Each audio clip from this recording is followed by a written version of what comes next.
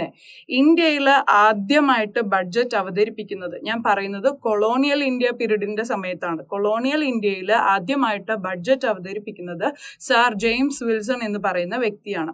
7th April 1860 1860 April 7-ാം തീയതിയാണ് colonial ഇന്ത്യയിൽ ആദ്യമായിട്ട് ബഡ്ജറ്റ് അവതരിപ്പിക്കുന്നത്. അന്നേ കാലത്ത് ഉണ്ടായിരുന്ന ഫിനാൻസ് മിനിസ്റ്റർ ആയിട്ടുള്ള സർ ജെയിംസ് വിൽസൺ ആണ് ആ ഒരു ബഡ്ജറ്റ് അവതരിപ്പിക്കുന്നത്.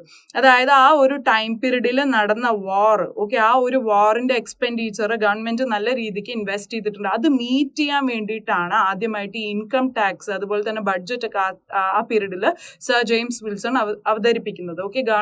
ബ്രിട്ടീഷ് ഗവൺമെന്റിന് ഒരു വാർ മീറ്റ് ചെയ്യാനായിട്ട് ഒരുപാട് എക്സ്പെൻസ്, അവിടെ ഒരുപാട് ഇൻവെസ്റ്റ് ചെയ്യേണ്ടതായിട്ട് വന്നു.